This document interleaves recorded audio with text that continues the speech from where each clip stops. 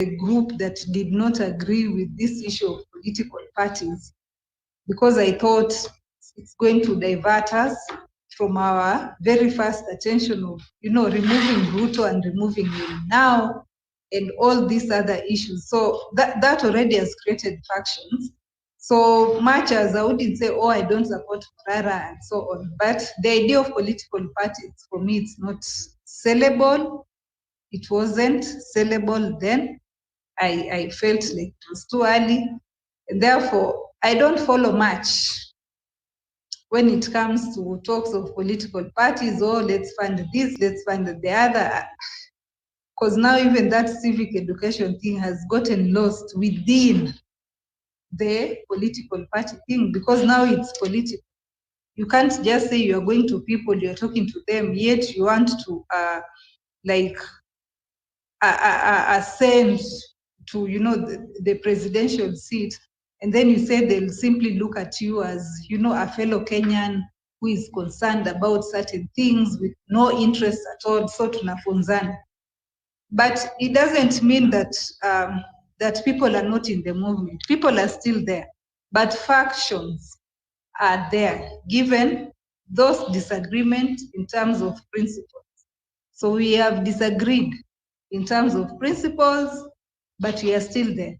And we are still hoping that at the end of the day, we achieve our goal, which is to have this Ruto person and, this whole rotten system out of power, and have a new Kenya that will be equitable, would give justice to all, regardless of, where we come from, who we are, and so on and so forth. So on the issue also of hiyo maandamano hiyo ya kina Boni Mwangi, truth be said, Spaces was one of the place where mobilization, not even one, it's one of the place where kama kuna hashtag has to be pushed or anything, where it originate from, where it's initiated from. But these are people who don't come to spaces anymore. I don't remember the last time if I was in space, or if they attend, they're just certain spaces. Like if America calls for space, you'll see some people in the movement, some Gen Zs will attend, but they wouldn't come to Pipita, they would come to KOT's space. So it's just the way it is. And it was a given that it was going to happen. And classicism in this society has always been a problem. It's a Kenyan problem. It's a given that it was going to happen. When we failed on that Thursday, your State House march, it was a given that some of these things were going to happen. So I don't really dwell much on them. I don't really think much of them, but I just pray that I continue doing what I'm doing, they continue doing what they're doing, but at the end, we meet somewhere. At the end, we achieve that goal in some way. So that brings me again on this idea of classicism and what, on these issues that we are facing. The reactionary character that is the political system, that is the political elite of the Kenyan society, that until something happens, that's when we speak about it. So suddenly Morara has committed suicide, suddenly we are talking about mental issues. I don't know, having, very reactionary, very reactive, kind of, because you want to tell me that Morara is the first, like doctor or... Anaitwa Desiree Moraa. Sorry, Desiree Moraa, yeah. Hiyo jina Morara. Wacha niteme hiyo mate chafu, tu shetani ashindwe. Moraa, hizo majina zinafanana. The other name was in my head. Okay.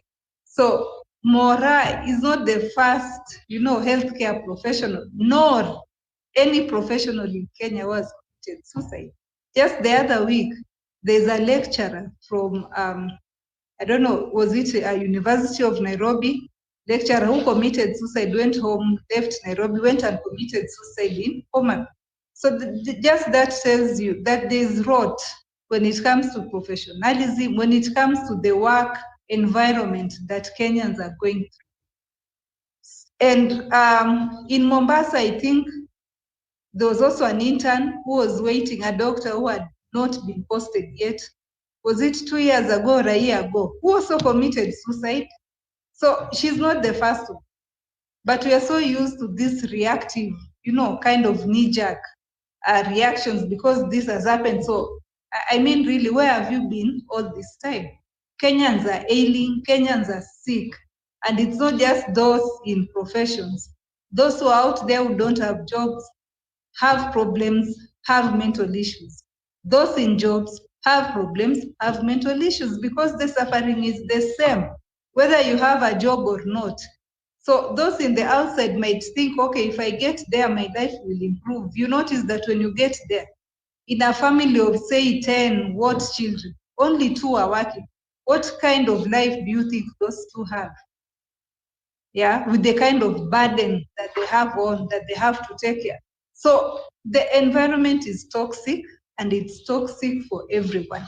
It's not just toxic for intern doctors, it's not just toxic for lecturers, it's not just toxic for, teachers at primary, secondary levels. It's not just toxic in the corporate, it's all over. And it's because of the kind of government that we have, corruption, the kind of suffering that is meted on our people. So you are working now, and the kind of, medical cover in your chief. Tell me if you won't have mental issues. Maybe uko na mtoto ako na sickle cell, alafu unaambiwa ati the cover sijui ni 5,000 ama sijui. Na venye sickle cell medication is very expensive. Mtoto anashinda na ama uko na diabetes, ama uko na cancer, unaambiwa oncology is once off. Tell me if you won't have mental issues. Tell me kama utakuwa na ari ya kufanya kazi. So let's move to a holistic approach. Vitu ni mingi. I keep saying here every other day. And all these things are of importance. Don't think that there is one that is above the other. We have to come up with an holistic approach that, that serves us all. Because ni kama tu the body. In biology, we are talking about homeostasis, stability of the body. The body has to be at a certain optimum level for every other thing to work. If your nose has a problem, that's already ENT, eye, nose, throat. Ukieka eye drop, unasikia imepitia kwa pua, imepitia kwa throat. So if there's any part of your body that is ailing, it's going to affect another part. So let's not put these things in silos. Oh, madaktari huku, oh, sijui na hii. Oh, there's this bill that is coming. I mean, ziko mingi, and that now has become their style, to bombard us with, too much information, too many things, so that your attention is divided at any given point. Kila siku ukiamka, there's something to divide your attention. We have Gachagwa's impeachment here. We have hatujamalizana na hii Mungu sijui beans. Then hatujamalizana na. We have doctors on this other side. Lecturers are on strike. Saizi watoto hawafunzi. Saizi watoto hawafunzi. So we have to develop capacity for, dealing with complexity of our society. How do we analyze all these things? There's a golden thread, of course, that is coming through all these things. Tunaziona ni mingi, yes, but there's a golden thread. Bad governance simply is the word for it. It's simply the word for it. Think of police brutality. Where are they getting that the commands from? So it's the government that we have. Think about these interns when you sijua walipwi, sijua wanafanywa nini. Where does these clinicians or the consultants, whatever they are called, get the audacity to mistreat an intern? Where do they get it from? See the impunity that is the society. As long as you are somebody, you are above me, you have certain power over me, utanipeleka wa utadu, the same middle finger that we are being shown, that we are being shown with Ruto and his government. So all these things, we can bundle them into one. There are many issues, we can bundle into one, which is the bad governance. And us talking about the DP, I don't think it's a small issue. It's it's a big issue in any society. It's big news. So somehow we have to talk about it. So let's find a way. And we've always said, oh, let's have one big space. Nowadays, I've even given up on calling for that because I know it's hard for it to happen. Certain people, Peter, I've seen you collaborate with Kina Sonko na nini, but that's where it ends. It doesn't go beyond any other person in the movement. So we just have to make do with what we have become. We just have to think, in your own small way, what you can do. We just have to tell ourselves, yes, issues are many, they are complex. Me, the one thing I don't ever want to lose, and if I tweet anything or, say anything, I have to put there, Ruto must go, because that is the answer to all our problems. And remember, I keep saying Ruto, we are using it metaphorically to mean the system. And he is the representative of that system. So he must go, we dissolve government, we start afresh, and we get new people who will push for new institutions, like the way this country, not Indonesia, forgetting, oh God, the one that just overthrew their prime minister. Anyway, like the way we have done, we have to start afresh. Otherwise, these reforms up and pale, yes, lawyers are doing a good job, but for me, I'm looking at it as band-aid. Below that band-aid, the wound is festering, iko na mabuu, iko na, unaonanga hizi maundi zenye zinakaa ni kama imepona, but all you have to do ni kutonesha tu kidogo, and the scab comes off, unaanza off ni kambe, it's a fresh wound, inaanza kubleed tena. For me, I'm looking at those things as band-aid, because they keep being overturned. Every other day, you get a ruling, 2 weeks later, you hear somehow it has been overturned, somehow, or they say no, the judges, but they give a caveat. If you come to court and apologize, those are not rulings. For me, those are just band-aid. But it's what they know how to do. It's their profession. So says in the but for me, the answer is one, and that's just to remove Ruto in power. For me, it's that bad governance. That is it. How we get there, I know kila mtu ako na style yake, and we can't dictate to people. And on that, finishing on that line of dictation, hii kitu ya Osama Otero, I don't know. For me, it's neither here nor there. Because when it comes to betrayal, matters, forgiveness, these are very personal, almost individualistic things. Given who we are, watu ni tofauti. Kuna watu wenye ni waro ngumu, they'd never forgive anything, leave alone Otero mwenye is a stranger to most of us, don't know him personally. Even the people closest to them, they don't forgive.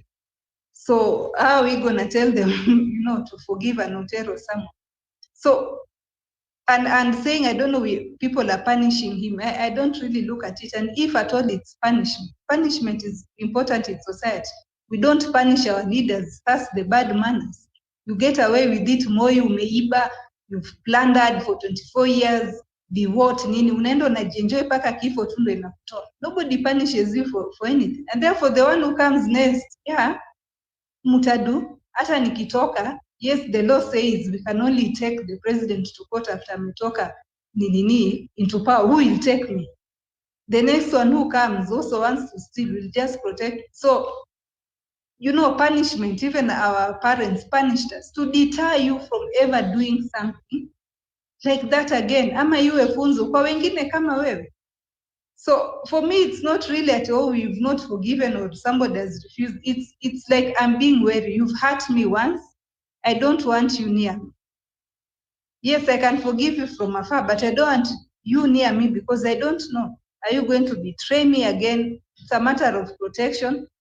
And eventually also, when you harm others, you hurt others, you don't also get to dictate to them how they should react to you, how they should behave. No, you don't get to do that. Where do you get, how they behave, how they react to you is completely out of your power. You hurt them, they will react to you in whatever way. So you can't also control. Of course, you could say it's immaturity or whatever. For me, Osama, I don't even, Wadelu anasema Kaninda Lake, like I don't even dream about it. I don't even remember he exists. So for me, it's not really a big deal.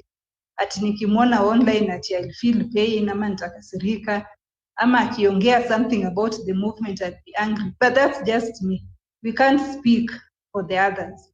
And remember also online, watu ni wengi, including government bloggers who want to, like to whatever division. So maybe hata hao ndo wana comment sana wakimwambia huyu traders to perpetuate that division within the movement. So that one we can't control. You can't control how someone reacts to you. And finally, like you said, he doesn't owe us anything. The same way we don't owe him anything, whether forgiveness, whether love, we don't owe each other anything, yeah? The only thing, if we are together in the movement, it's loyalty. That's the other thing. But even if someone was to betray us, hata kipita, kwani nitaenda kumtafuta kwake sijui ni mnyonge ama ni? I mean, kukua kwa hii movement or, agitating for change, it's a personal decision. Mtu akiamsa ile mtu ameamua kushuka, ataamua tu atashuka. Hakuna kitu utamfanya. Hautasema ulikuwa na hold space, sasa hauko, hatuna mali ya kuongea. No. He's within his right. We pia sasa unaweza anza kuhold space. Hivyo. Hata kama unasema uko na audience ya watu wawili, audience inakuwa built. So we simply just have to not really dwell on some of these things and don't react this way, don't react. We can't dictate people's reaction. Thank you. Thank you so much, Gloria, for that. You're saying that you cannot dictate people's reaction. You know, one thing I noticed, kuna watu wenye ukiwakosea once, they will never talk to you again. No matter how many apologies you sent, hiyo imeenda na imeisha. They will never forgive you. Okay, for me, I forgive. Then I'll not talk to you again. Haya, naona kuna comments kadhaa mpya zimekuja. Chatuone nani ameandika comment. Naona Kenya's people wameandika hapa hivi. This was last year when Rigathi was telling MPs hawatapata pesa wakikosa kufanya funding. And I think, Gloria, you're right. We cannot say we can't talk about developments that involve the second most powerful person in the country. And if if the system is being used against a deputy president, how about us? That's the question I've been asking myself, Gloria. Kama system, mwenyewe deputy president. This is the second time a deputy president. Is it? I don't think I'm a deputy president Wamoi alikuwa anawafuta immediately. But this is the second time in like 10 years that we are hearing deputy presidents complaining about their bosses. Yeah? So is it that the system is used against them, or they are actually not needed?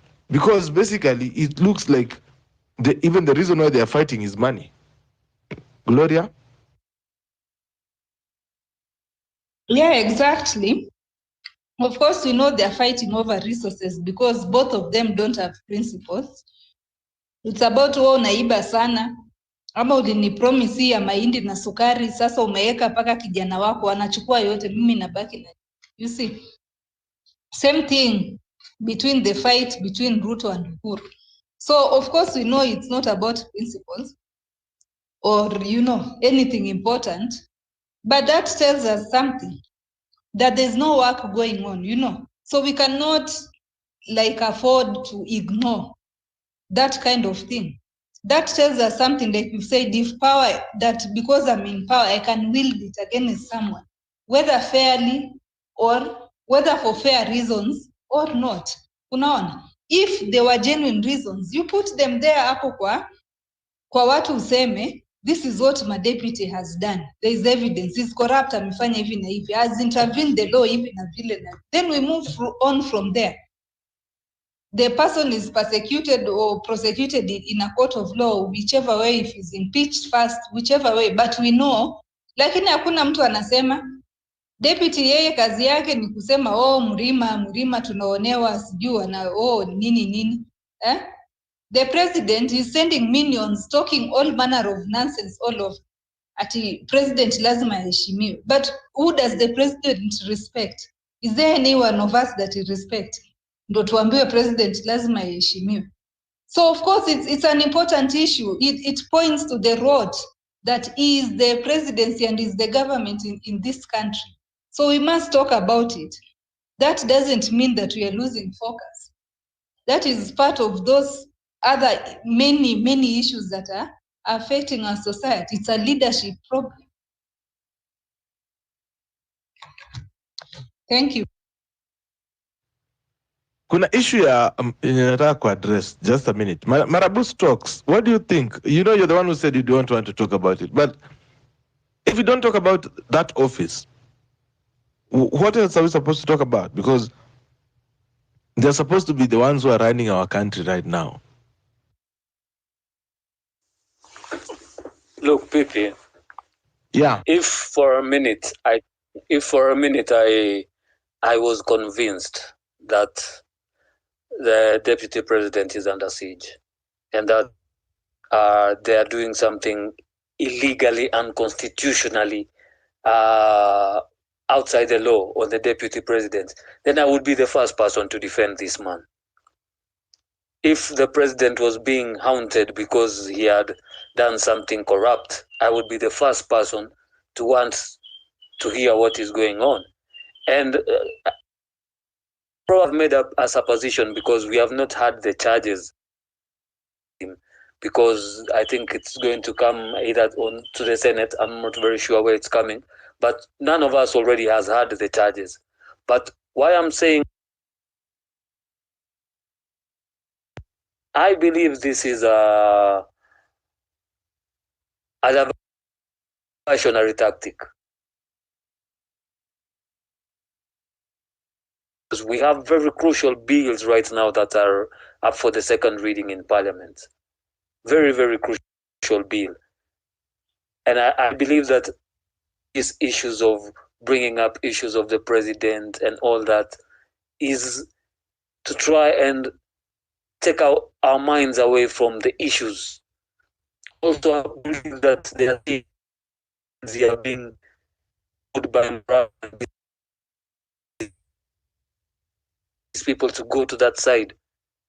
So the more we concentrate on these people, the more we forget to go and listen to Pipit and say what is happening in Kenya. But if you convince me today that the deputy president is going through something unjust and something illegal, my friend, I want us to talk about it every day. But from my point of view, until convinced otherwise, and my mind is always open to suggestions, until convinced otherwise, I see this as just the same trick that was used the other time to try and make an avenue, to make somebody for the Gen Z or for the country to say, oh, these guys are not that united. Even though, have you seen them in New York today? Have you seen Ruto, Raila, Ladema and all these people? They are having fun in New York. Who is making noise in Kenya? Rigathi. If Rigathi was not making noise in Kenya, we would be asking questions. What are these guys doing in New York?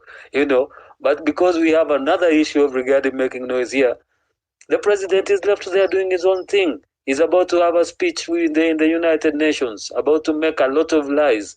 But many people won't concentrate with that because we are dealing with Rigathi issue. So until I'm convinced otherwise, Pipi, I think I don't want to really follow the Rigathi issue very much. But let's wait and see if they're going to censure him in Parliament. Let's wait and see the grounds that they want to censure him on and see if they really hold water or if it's a hoax. Thank you very much for the time. Thank you so much for that, Bwana Marabus Talks.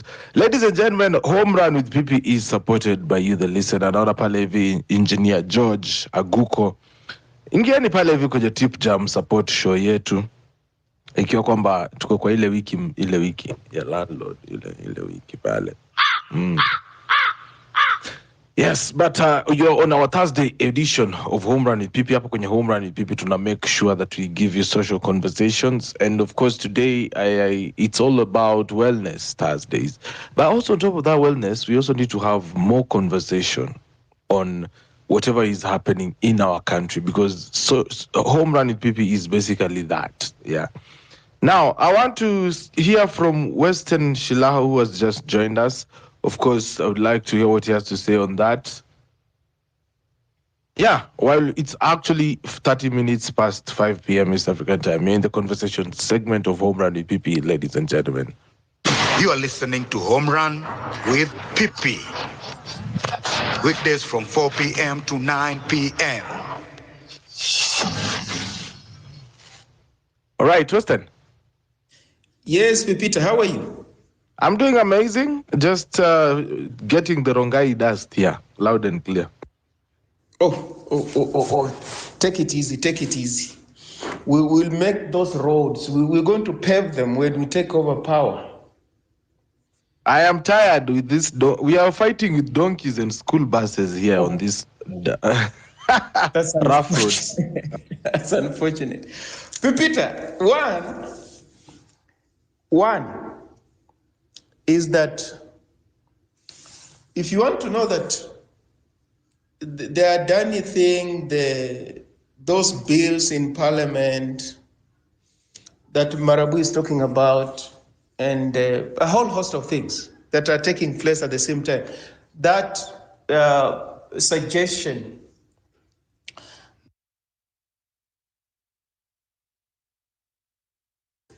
I think by 2 more years.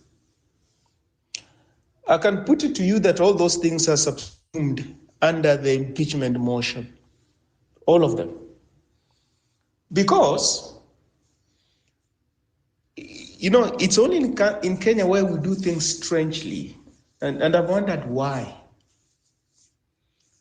That you can have a president who clearly demonstrates that they are not on top of their job. Then you have a deputy who is no better. But usually, where people care about where they're going, about their future, about the collective well-being, you can get both. The president has the capacity to lead, and the deputy is equally up to the task, just in case something happens to the president. They'll assume office and the country moves seamlessly. But here, while the impeachment motion is not a trivial matter, you look at what the Constitution says in the event something happens to the incumbent. Number 2 assumes power immediately. They do. And clearly, you can see the kind of person Rigathi is. He's not any better than the person who is currently leading the country. So that becomes a source of concern, really. That becomes a source of concern, frankly speaking. These political games that they are playing, we can't ignore them, because those bills are emanating from their minds and their decisions and whatever backroom meetings they hold. Those bills don't emanate from thin air, not from outer space. They emanate from these political actors. So you can't look at those bills or whatever is happening in isolation. Those are things that are created by these individuals, these political actors. Secondly, as I keep on saying, you can't choreograph differences among a Kenyan political actor. You can't choreograph.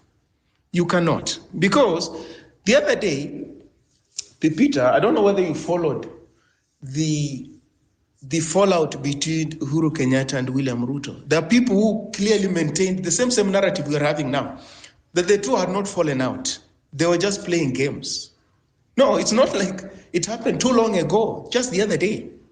When they fell out, there was also a narrative that, no, they have not fallen out. They are hoodwinking us. They are hoodwinking, they've got some backroom agreement. And the person who is oblivious of that agreement is Raila Odinga. No, they had actually fallen out. So why do we think that these people have not fallen out, or they can't fall out? Why do we think so? Why do we think it's not real, they're play acting? I want to see the the rationale behind that? Really, I want to see it. Because for me, the rationale is that they can only fall out because their alliances are power-centered. You see, when you form an alliance to only grab power, after you grab power, there's nothing that joins you people together. There isn't. But if you come together for a bigger cause to transform Kenya, it's hard for you people to fall out. It's hard. If you come together on the basis of principles, on the basis of visions for Kenya, it's difficult to fall out. You are like comrades in arms. There's this arduous task of transforming Kenya. You read from the same script, you will not fall out. These people have got cynical power games, alliances. So naturally, they will always fall out. It shouldn't come as a surprise. You've grabbed power. Raila Odinga and I don't know, was it Martha Karua? You didn't get power. Your alliance was also power-centered.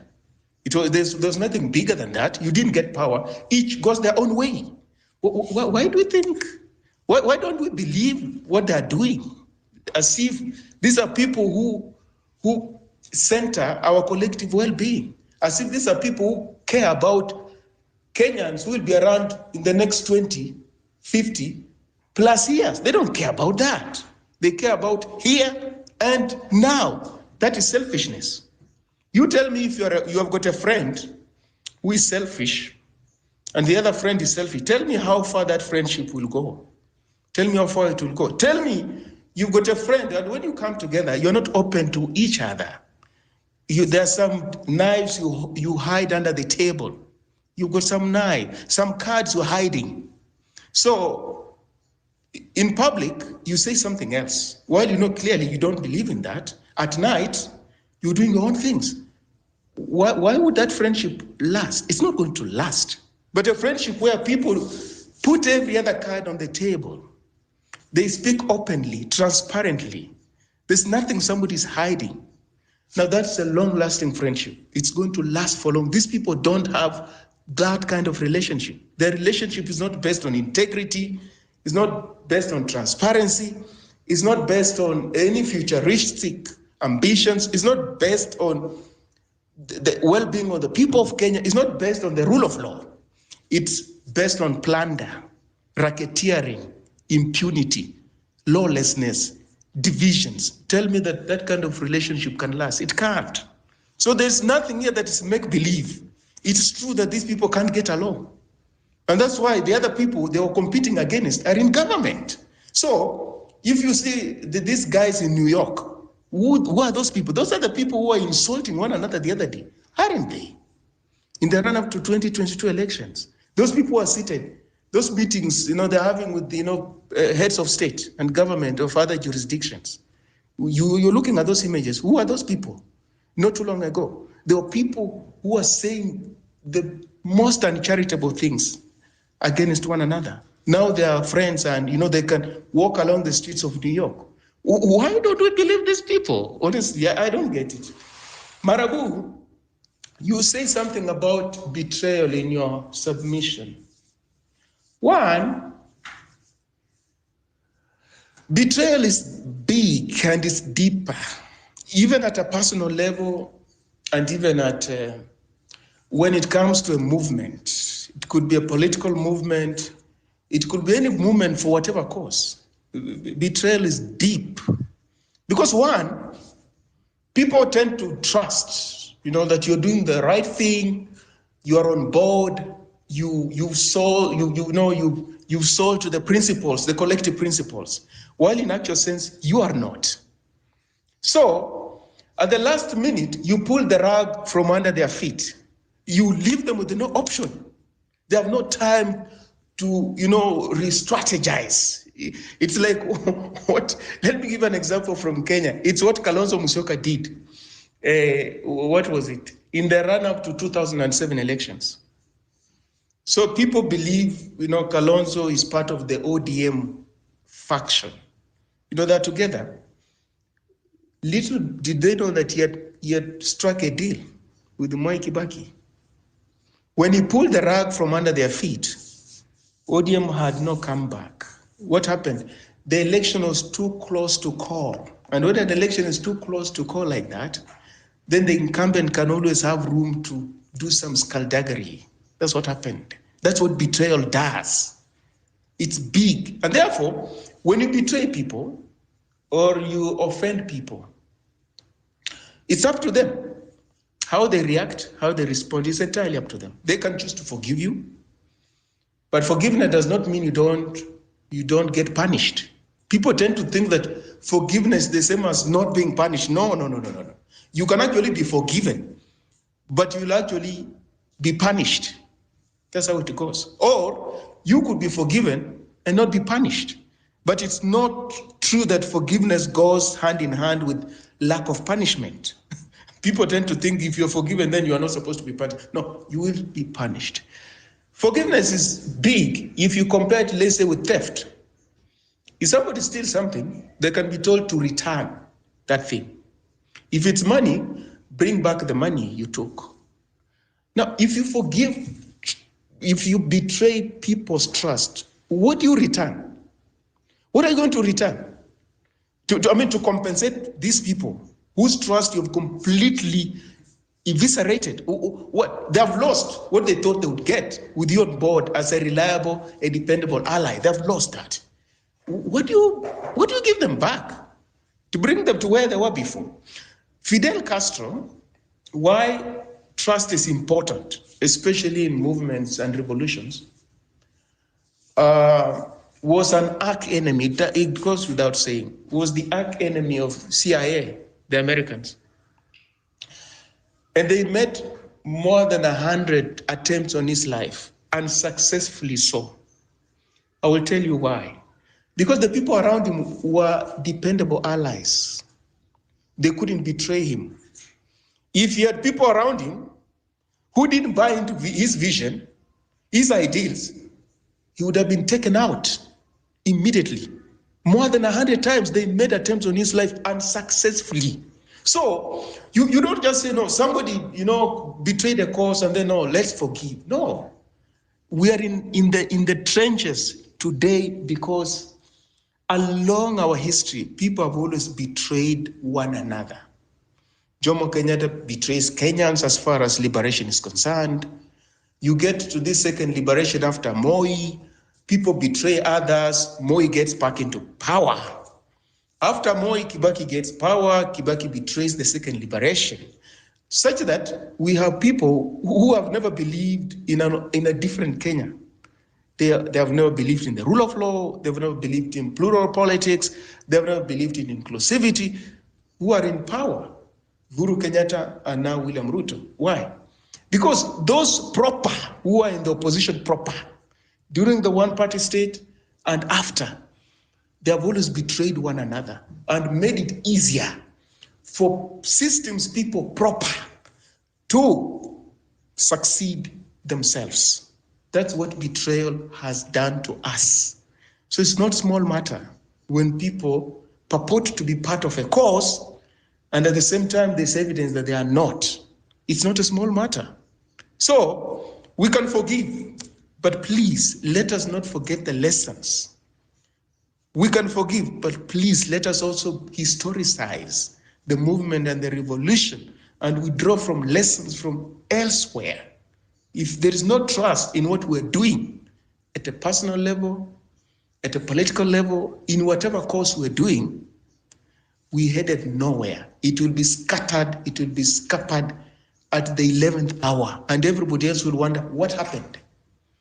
So that's why Marabu, it's not a small matter when people betray a cause. It's a big issue. And in liberation movements proper, like SPLM, UNITA, even that one of Fidel Castro, if you betray a revolution, the punishment can be dire. You just read about those revolution movements. The punishment can be very dire, very, very dire, very unforgiving. I yield, Pepita. Thank you, Weston, for that submission. Of course, welcome to Homeland PP, ladies and gentlemen. We are quarter to the top of the hour. I see Franklin and Eric has joined us. Joe, if you have a chance, get to connect with us. It will be amazing. Now, something I've also noticed, kuna kitu Gloria alisema na ikani touch sana.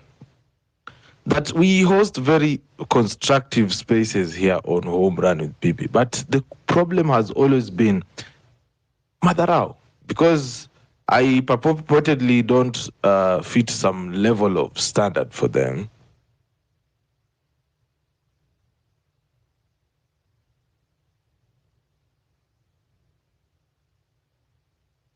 Okay, I have there's a level of standard they are having, because some of these people I have reached out to them personally. Wow, unalengwa bro, unaenda kwa hizo spaces, you request for the mic. Oh. So I'm thinking if we even had a joint space, probably they already have people who hosts, who is going to be planned to talk, and of course, what is the reason why should people sit down to talk? So yeah, I think we need to also be conversant with the nature of people, like the way Westerners said. Tulifika mahali watu wakaamua ni pesa. Yeah, that is the issue. We can't address it, but the one thing that also killed us, apart from kudharawiana na watu wanachagua ni space gani wanaenda, of course that is their own personal liberty. We started bringing money so much, leta pesa, alafu pia nyinyi wenyewe hatuaminiani sana, yeah. So it was easy to buy it and sell it as is. Eric, how are you doing?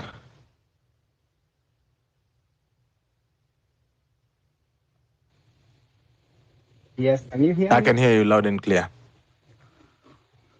Yeah, I'm good, and I thank you very much for giving me space.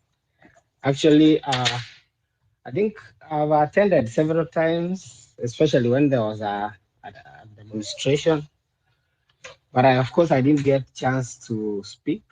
But I just like the way you guys air your views, and I'm really happy what is happening. And there's one thing maybe I want to touch on that maybe I had Gloria speak about it. It's about a political party. You know, during demonstrations, the government knew very well that if you are leaderless, tribeless, and all those, actually, if you are an amorphous group, the much you can survive maybe some months or so. So they knew very well. So for me, what I would say, okay, it might look very early, but it's always good to be structured. Maybe have a political party, because the only way this government can be removed from power is through a political party. Because we know even in the constitution, you have to form a political party, then blah blah, follow those rules. Then we have this government out like yesterday. Actually, currently I'm not in Kenya, but when I look at the way other countries operate, I really cry, because we don't need to leave Kenya to go to other countries. We need to develop our own country. So when you see like now you hear people have stolen a lot of money, they're arrested in other countries trying to invest, it's very sad. We don't love our country. And when we look at the generations to come, we really ask ourselves, are we going to have a country? And we have to stand now so that we save our future generations. Because like these other countries, you know, they love themselves, they want to develop, they want to make sure that they put structures. Like, for example, I'm in Canada and I've been here for only 1 year, but I just realized a world of difference between Kenya and Canada, because the systems put here, you don't have to follow anything. If you apply for something, you just wait. If you are told it's 2 weeks or 3 weeks, that is the time you go for that document or anything that you want. So the elephant in the room in our country is corruption. Corruption has really killed everything. Everybody wants coming to power. As you have said, I've just liked the way Western put it. If you come together and you don't trust each other, your relationship will never survive, because You are just coming together, you are greedy, or you aim at grabbing power. And once you get power, now you have nothing to put you together. You don't have a bond. So you start fighting. So this fight is what we are experiencing. As you can see, they are trying to divert attention. Our airport is going, our Kentraco, and all those other things that are going under Adani. And I highly suspect Adani could be a decoy and Ruto could be behind.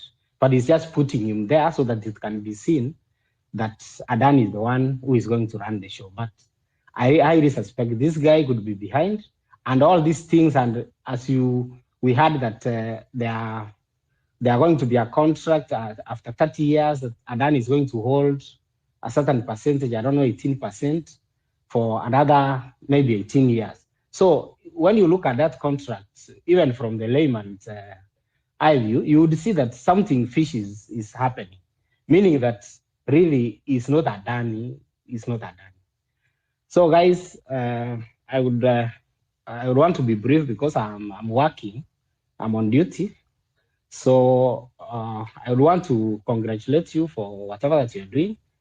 And in case you need, some of us, because we are far, maybe we can assist you, something small like that will keep you going. But above all, try to unite and try to have one cause.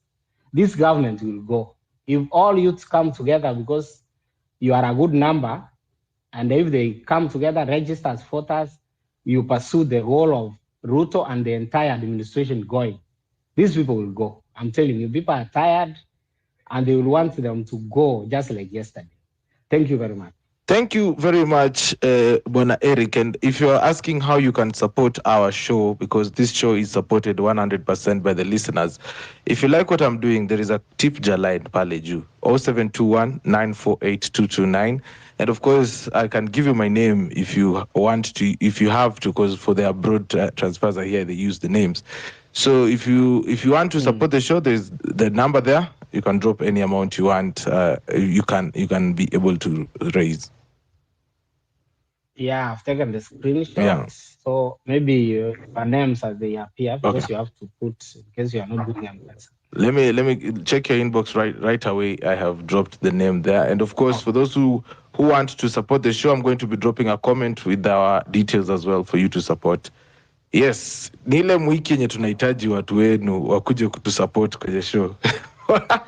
Haya, naona Franklin ako hapa. Thank you so much, Eric. Let's get the conversation going.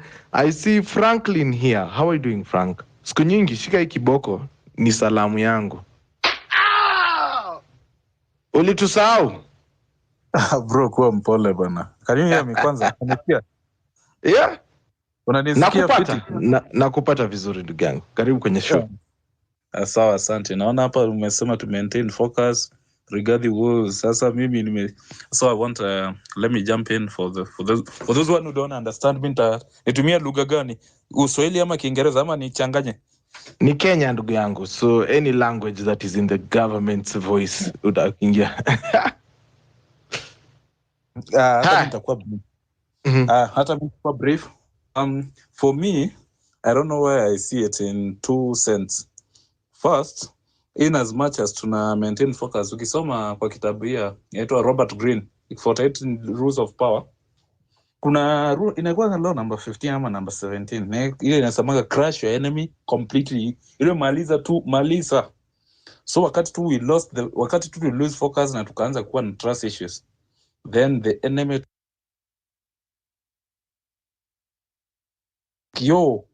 hao watu waliona sisi tumekuwa scattered. Kuna wenye wanasema wanalipa, wengine hawalipi, so tukajua najua those trust issues. So hiyo ndio ilifanya sasa tukakuwa crushed completely. Ile tumemalizwa, tunaongea hii, wengine wanaongea hii, wengine tukiongea hapa mchana, usiku wengine wanaendea paycheck. It was very painful to kuona wengine wame make money, wengine hawajatengeneza, wengine kwa yani unatoka kwa street with a good motive.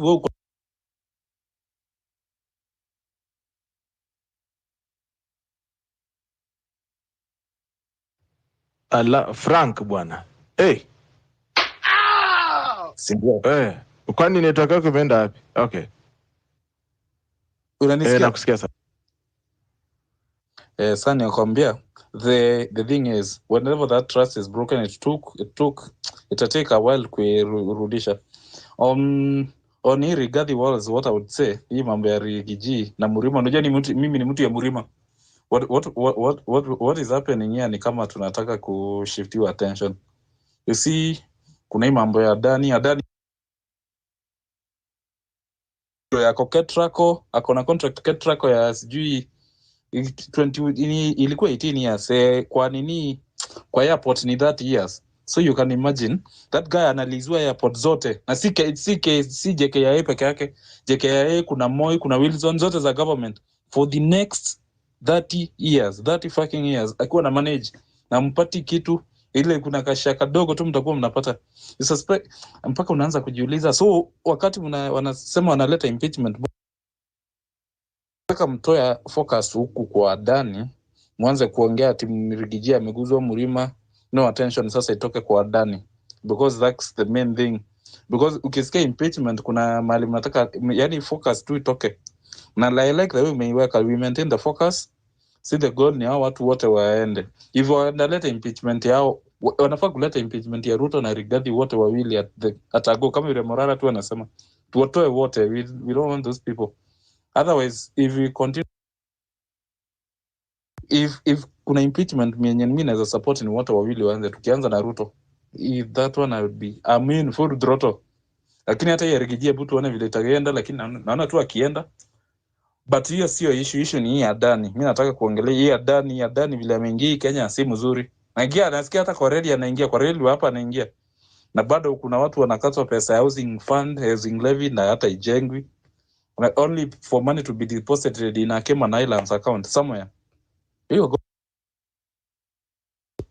In Kenya, hiyo 1.5 mnakata housing levy, ndio hiyo. Tunaintroduce, now you are being introduced to SHA kuanzia tarehe 1 in few days time. Then tarehe 26 in the next 4 days. Kuanzia tarehe 1 NHIF kaput to everyone. Nasikia naisha, unaona vile iko. I don't want to talk about that one, but let us maintain focus. Mimi sina mingi ya kusema, but I'm back now. Unajua ni job maze. Ni job sometimes pipi. Na ndio nakosanga time. Haina pressure ndugu yangu. Inaeleweka bwana, inaeleweka.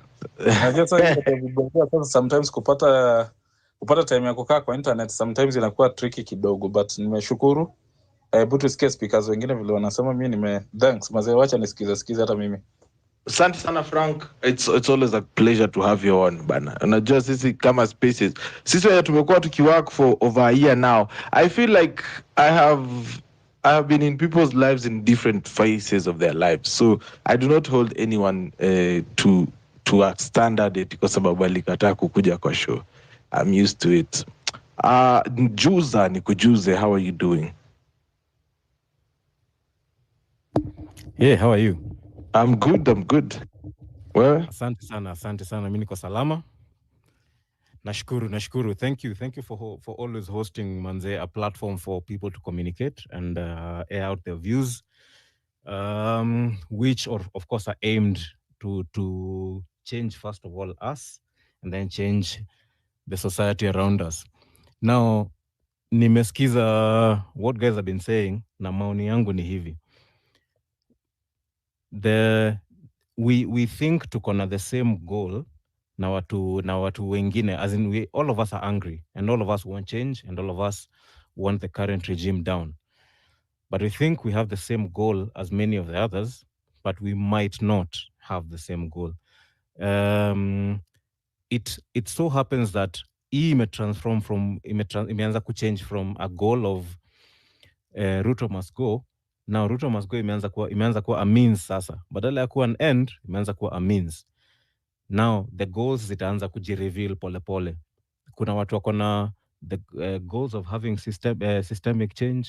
Kuna watu wenye goal yao ni replacing the current regime with their own idea of a regime. Unaona, ama kujiweka in those seats that are there but with no changes. Kuna watu wako na goal ya have like proper transformative change kabisa, change the system, change the constitution, a few other things. So lazima kwangu, I am comfortable with there being many different movements aimed at the same thing.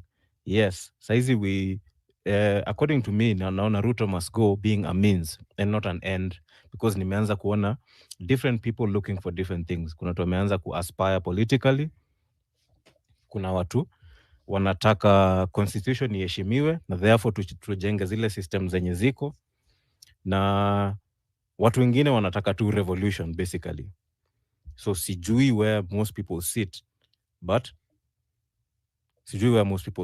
I think I would want us to be comfortable with there being many different groups aimed at the same thing. Si lazima ikuwe group moja ya nchi nzima yenye imeshikana towards one thing. I think saizi inaanza kuona hiyo being a little bit unrealistic. Juu kuna watu wako na political aspirations, inaweza kama mimi sina, inaweza kwa mtu mwingine hana.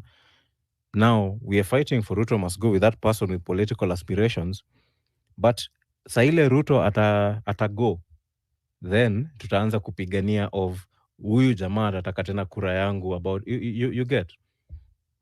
So lazima tuanze kuwa comfortable with that, tuanze also kufikiria about that eventuality that kuna watu within us, within our groups, who want these same positions as they are, because I guarantee you kuna mtu akiwa presidency sahi without changing the systems, watu wengi sana in this movement watachukua, wengi sana, si mmoja. Unaona, Ruto waende wa replace those positions with themselves. I guarantee you there are many people like that. Now we need to be aware of that, be comfortable with that, na tuanze kujiuliza, how do we deal with such an eventuality?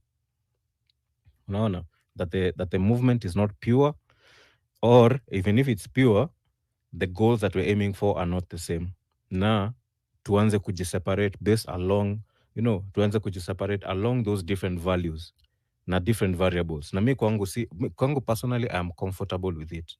Tuseme sisi wote tunapigania for Ruto must go, but after that mimi na wewe tunatofautiana in the way, tunatofautiana in what can happen after that, ama in what should happen after that, and then tuanze kufikiria, now that we disagree on venye Kenya itakuwa after Ruto ameenda, what are we going to do, so that tuanze kujipanga na hizi vitu sahi, instead of kuanza kuwa na, I think kutaanza kuwa na beef pole, watu wakianza even though watakuwa na good intentions, watu wakianza aspire politically, mi nataka kuwa governor, I think impact yangu itakuwa fiti nikiwa governor, ama impact yangu itakuwa fiti nikiwa deputy president, ama impact yangu itakuwa fiti nikiwa MP. And then watu wengine wako like no, let's change the system. Kutaanza kuwa na beef between these different groups. So I think before anything else, even as we continue, as we march forward, tuanze kufikiria about hizi eventualities na tujiulize, are we aiming for the same things? And if we are not, can we disagree peacefully, respectfully, and what does that mean? And what does the movement look like once we start separating along these different lines? And then tuanze kujipanga. Asante. Asante sana kwa hiyo submission na Juza nikujuze saying that we need to first of all have one common goal, and then uko mbele watu watajua kenye watapanga. Marabu Stocks, you're waving. You have something to rebuttal? Pipi, am I coming through? Yes, you are. Not a rebuttal. My brother Western Shilao, someone I respect very much, has raised something, and I did not want it to escape my mind. Now, Mr. Western, there are very many English words, and sometimes the words that we use are created by the media. Now, our revolution is not a revolution, because a revolution has to be planned. What we have, it was a reactionary process, which can be called an uprising because of the finance bill. So Within 2 months, you cannot expect people who did not know each other, who have been brought together by an uprising because of a grievance, which is the finance bill, to be in a revolution. A revolution such as the Fidel Castro revolution that you mentioned in Cuba with the Che Guevara was planned in the mountains for a long time. They had hierarchy, they had members, they knew each other, and each other had a role to play. And in such a system, if you betray somebody, it was death, mandatory. But for an uprising, it brings together people who don't know each other, people who have nothing in common except that one cause, which was the finance bill. So what we were supposed to metamorphosize to was from an uprising to either a revolution, an insurgency, or an insurrection. But the media gave us this name and said we are a revolution. But in the real sense of the word, there's no revolution in Kenya. It has never been there because we did not plan for it. We have never planned for it. We did not expect it. We have never expected it. And that's why we have no aims. That's why we have no leaders. And that's why we have no goals. So when it comes to an insurrection, everybody is an agent of his own.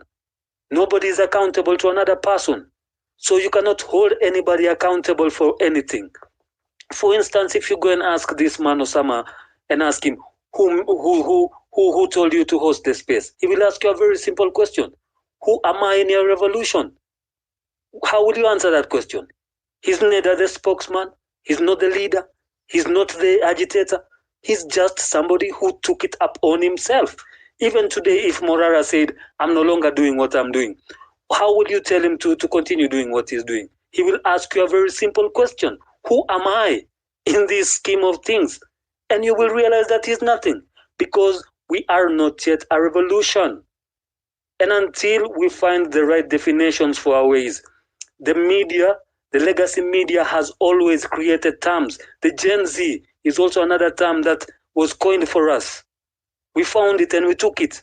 We adapted it because we did not form anything. So until we find a time, then we can sit down either in space, physically or negatively, and say that we have formed something. PP is the treasurer, Western Shilao is the leader, Marabu Stokes is the spokesman. We now start to become accountable. And that's why political parties have a constitution, a memorandum of understanding, and membership. That is how it is supposed to be. So you cannot hold people accountable for a system that is fictitiously in existence. It has no structure. It exists in the air. You cannot say that Hanifa is anything in what is Hanifa in a revolution? She doesn't know herself. We don't know ourselves. Can you hold such a person accountable? You can never hold such a person accountable. So let's know the position that we are in right now. In social psychology, there's something called the attachment theory. The attachment theory says that human beings crave for attachment and crowdism. But they would not know the reason why they crave for this attachment and crowdism. It is something that is naturally in a man. But without a structure and knowing where we are right now, we cannot say that we are holding people accountable for this reason or that reason. For the deputy president, I've read something new. I've heard him talking. And right now is when I think we people should really start listening to what the deputy president is not saying, not what he's saying. Okay? So I'm going to try and find it and share it with Pepita and see if it can be shared. But that is what I had to say for Western. I understand what you say completely, and I agree with 99% of it. However, to hold people accountable, to say that we can forgive or not forgive somebody, they really have to have a position that they hold. Because when somebody holds no position, then they hold no liability. Thank you very much for the time. Thank you for that. I don't know if Western wants to rebuttal or should come after Joho. It's 9:06. Western, will you come after Joho? Yes, Peter, you want Joe to go first? Yeah, or you lose your chain of thought. Okay, so I come in, eh? Go ahead, yeah. Yeah, I mean, Marabu, I agree with him really. 100%.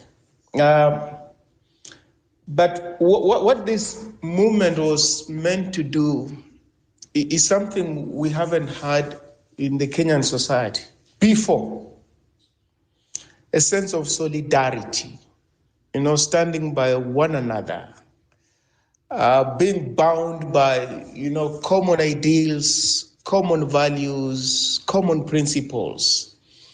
And what I look at as revolutionary is the mindset that the existing social order is completely decayed.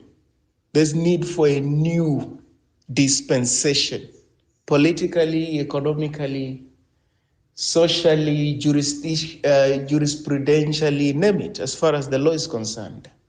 That to me is revolutionary. That realization that the status quo is not working for me and it's not working for the person next to me is revolutionary. Well, the suddenness, Marabu, the suddenness of the uprising, no one saw it coming, no one predicts it, whether it's the security apparatus, the intelligence people, whoever it is, caught off guard by the spontaneity of the uprising. That is revolutionary. It's unfortunate that ours didn't go the full circle. But what happened in Bangladesh, that was a revolution. Out of the blues, people rise up and they eject the regime out of the palace. You have got only 5 minutes. You take your bag. In the case of the former Prime Minister of Bangladesh, the chopper is waiting for you in the presidential yard. Just go. Sri Lanka, they are coming. You have to take off. There's noise at the gate. That's a revolution. So usually, if they have the luxury of long-term planning and coming up with official structures, it's fine. But in most cases, people just reach at a point and they say enough is enough. We've had enough of this, and it seems as if they've been communicating to one another while it's just something like psychopathy. We can't take this, and out of the blue, all of them instinctively rise up and they eject the feudal-like regime in place. Marabu, I think I don't think I how do I put it? That we owe one another trust and confidence and this spirit of esprit de corps, because there are formal positions that we hold. Trust. Societies that have got high levels of trust usually thrive. Like, I don't know you, I've met you in the streets, in a public space, but I owe you trust. You owe that person trust. It's not like you know them previously or you belong to the same community or same group. It's just human. That there's nothing civil about acting dishonorably and disgracefully. And the more so when people come together for a particular cause, each is expected to carry their weight. And therefore, we may not use those terminologies about maximum leader, commandante, and those kind of things, Keda, and those kind of things. But those things, actually what they mean is that there's a high level of solidarity and trust and the capacity to stand by one another regardless. And I think that's just what you expect in a normal functioning society, that we will be accountable to ourselves first and foremost, and we will also be accountable to other people around us. We explain to them why we are taking certain decisions and why we're doing the things we're doing. But if you don't do that, then nothing we can accomplish. Zero.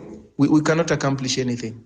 So that's how I look at it, that a civilized society is where people feel obliged to be accountable first and foremost to themselves and to those people around them, and that their conscience is so robust that it cannot allow them to take other people's trust for granted, or to take other people's feelings for granted, and to take other people's confidence for granted.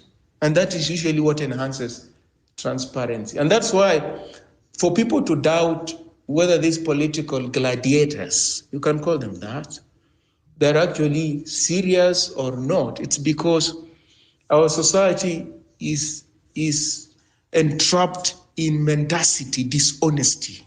Dishonesty. Like lying is just a pastime. You lie with an open face, like Minister of Interior, when they say that protesters, while protesting, some of them fell down as a result of bullets. That doesn't mean it's the police who shot them. Now, that is a classic example of how lying is a pastime, not just within the corridors of power in Kenya, but just across the board. Because when people are in positions of responsibility like that, lie openly like that, deny what is obvious, the most unfortunate thing is that mere mortals tend to think that kind of behavior is acceptable. You can behave like that and get away with it. You can lie and get away with it and nothing happens to you. You won't be stigmatized. There's no sense of shame.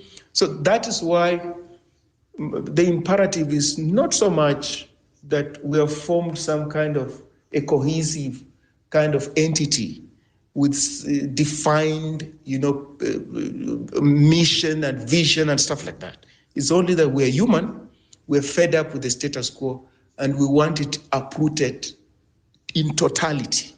And anybody who believes in that kind of vision, in that kind of mission, then, if you may use the word, is a cadre.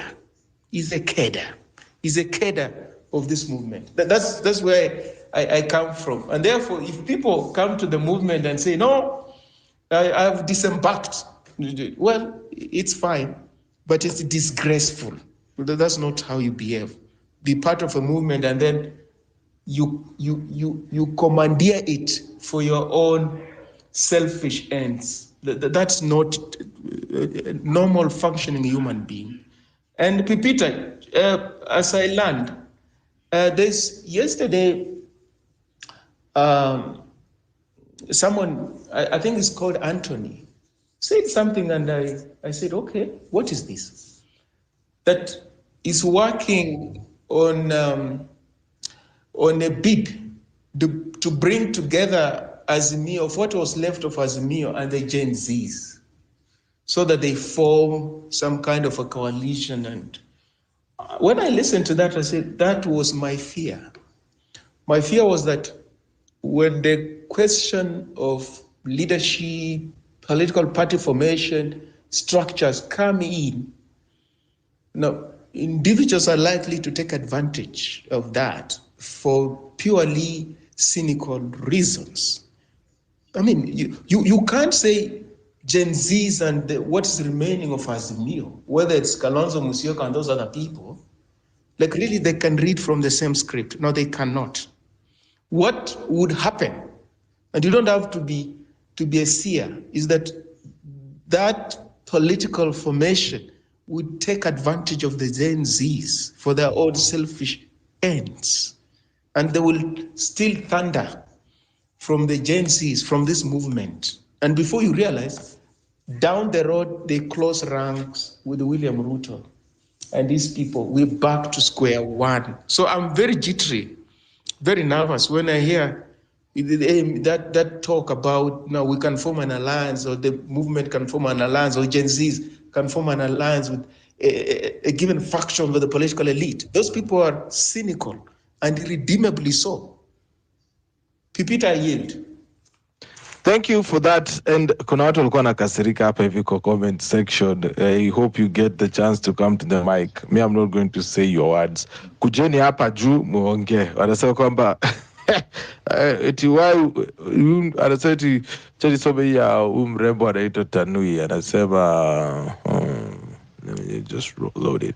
PPU speaker anasema we shouldn't ask anyone for accountability, yet these are publicly sourced funds. Really, wacha nilale.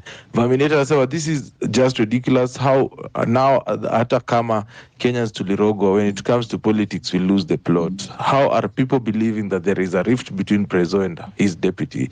These people do not play enemies in their world. Now, as we continue to new speakers, before I go back to Western, You guys have been heavily invested to believe that politicians are not enemies, but you also have friends you have not spoken to 3 years who you are very close, but now you go 3, 4, 5 years not speaking together because amwelewani. Ukweli ama uongo? Joho, habari yako? Poa sana kupita niaje. Niko freshi sana, karibu kwenye show. Thank you kwa hii chance. Okay, mi naweza sema hivi, the political show yenye kwa sahii, kitu yenye we are not noticing inaweza kuwa very well calibrated move. The elephant in the room is Adani. Sahii ukiangalia TL imeshift every place. Hata sahii najua kuna media stations wanaongelea about hiyo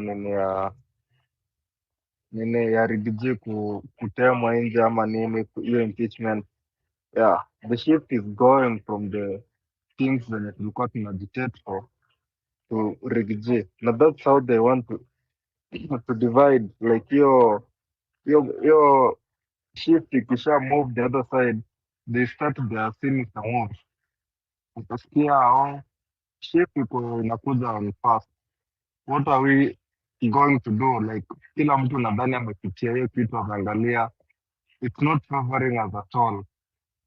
Yani kitu ingine, Adani iko in the room, no one sahii anaongelea hiyo kitu. Unaona sahii memes watu wameweza kutengeneza memes, so sijui naona Chelimo anaingiliwa from every corner.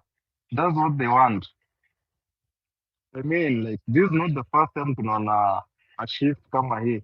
Ilikuwa time ya Ruto na Uhuru, they played their card well. Mwenye alishinda. We are taken back to that same point wenye tushaanza ku choose side. Sahii tuna sympathize for that someone mwenye ako hapo is among the people wenye wanasumbua system. Yeah, hatuoni sisi, tumefunga tu macho, like we are dancing to their tunes. Anything yenye sahii kila ukiuliza mtu akwambia Rigiji anatolewa kwa gava, but ukimuuliza about Adani, like you are so forgetful. Sijui we have mindset ya jealousy. Sorry kama anaweza kuwa offensive nikitumia hiyo nini, but that's how we are. Tumekuwa conditioned that way, tunasahau vitu haraka sana. Hii script iliandikwa kitambo na watu wenye wako bright waliangalia. Sahii hata ukiangalia the Mrima people wanaongelea mtu wetu anataka kutemwa nje, yet that mtu wao hawasaidii on anything. Wako tu like, yeah, the system is not working for us. Wao wanaangalia. Ukiuliza Gachagua mbona ana complain, atakwambia the main thing ni akuli ama wameiba sana. Yani hajapewa chance ya kuiba. Ruto na watu wake wameiba, kina Murkomen, kina Chirchir wameiba, hao wengine hawajapewa chance ya kuiba. That's the main reason Rigiji ako hapo hivyo analia. Alianza hiyo notion ya truthful man sababu aliona, mbona alianza hivyo, aliona tumeleta shida sana, Ruto ni mwongo, akaona okay, yenyewe mi hata hapa sikuli sana, najanipea chance. What notion will I start? Nimeanza truthful man, mi naongea ukweli.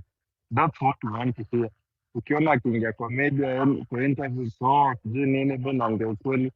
Yeah, those people hakuna kitu yenye wanatusaidia. They are looking for ways to loot for like their generations to come.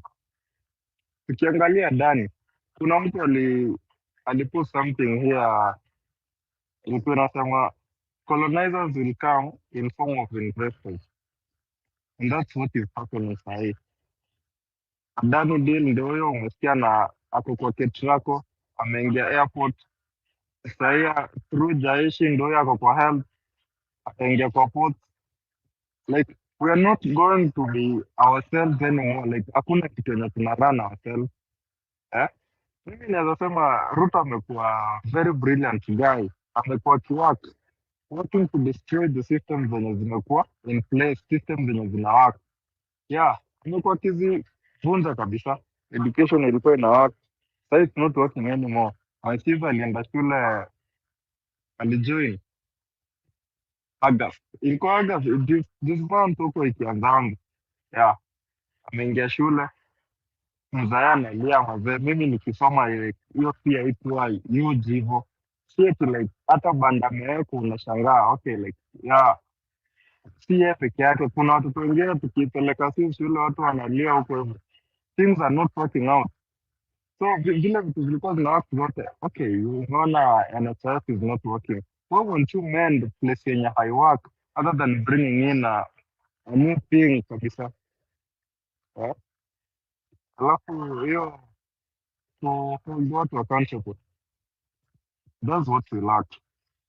Unapata nikitumia kisita hapo hivi 300, nitataka kujua alinunua bundle ya ngapi, alinvite nani kwa space, sababu hiyo ni pesa yangu, nani waliongea nini. But the people we really need to hold accountable, and to hold accountable, are our leaders. Umeona watu wengine wako nini hiyo vile wanataka kutoa CDF, watu wameenda wakilia. Ulisikia vile Mohamed Ali alikuwa analia eti hatutaki maendeleo. But that money is not really for maendeleo, ni pesa ya kulud. Mtu huwezi toa CDF bursary ya 4,000 shillings, yet kuna millions of millions zinapeana kwa hiyo constituency zinafaa kufanya kazi.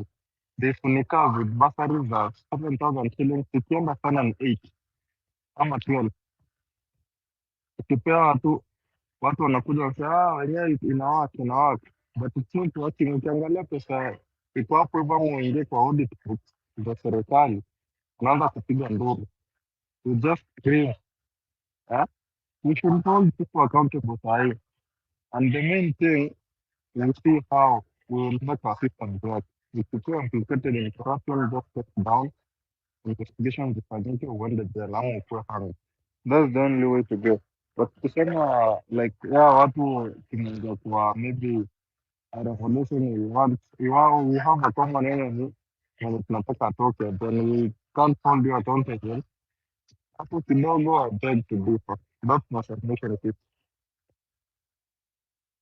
Right. Thank you so much for that submission, Joho.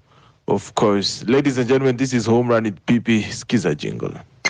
This is Home Run with PP. That submission by Joho gets us to 27 minutes past 6 p.m. East African time. I hope you're doing amazing. Rurigi, how are you doing?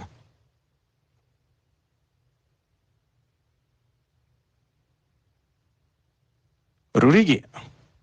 Yes, good morning. Is it morning over there? This is morning for me. Good morning. To me, it's evening, though. I hope you're doing Morning, amazing, though.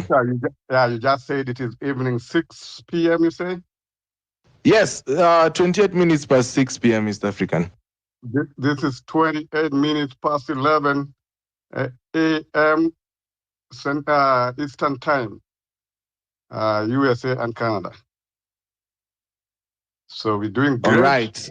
Yeah, good morning to you. Good morning. Thank you. I'm barely woken up. I've just had my breakfast.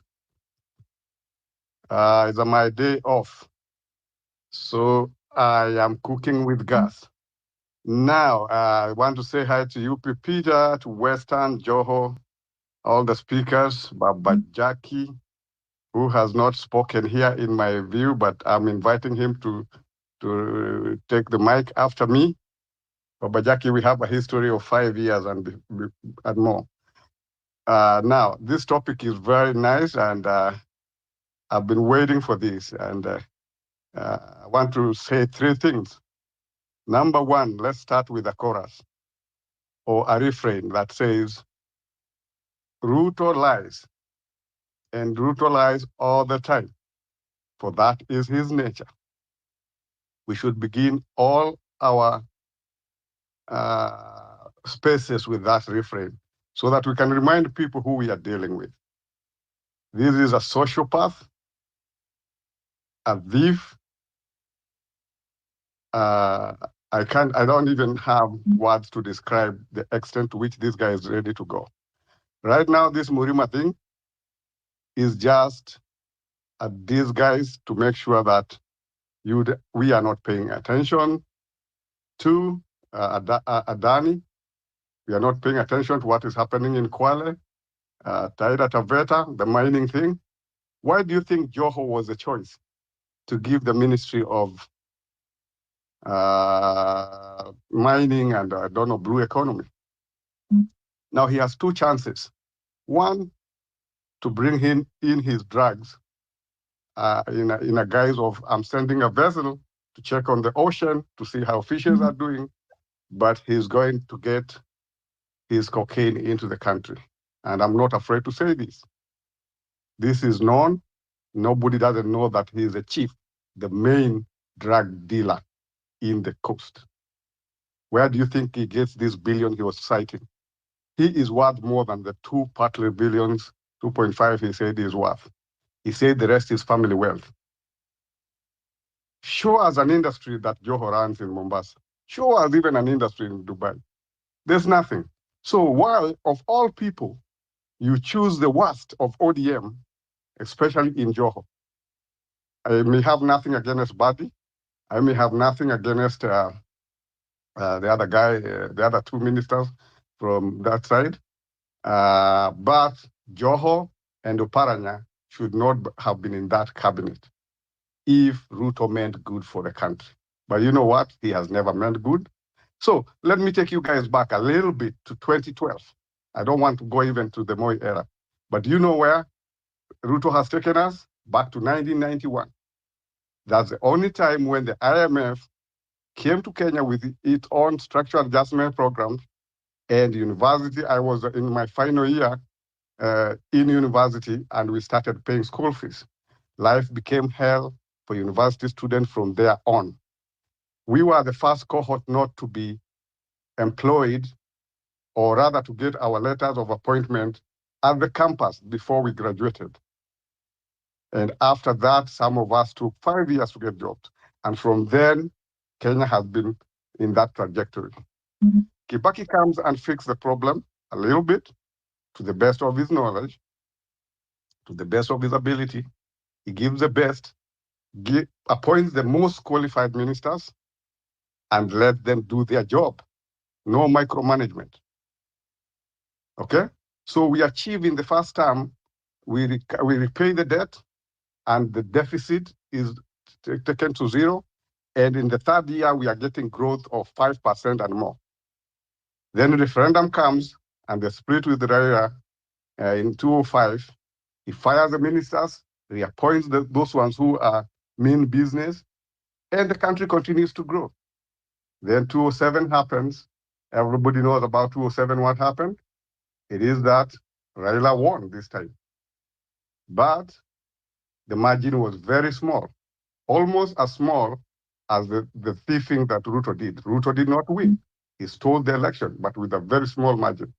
On the other hand, Kibaki stole the election with very small margin.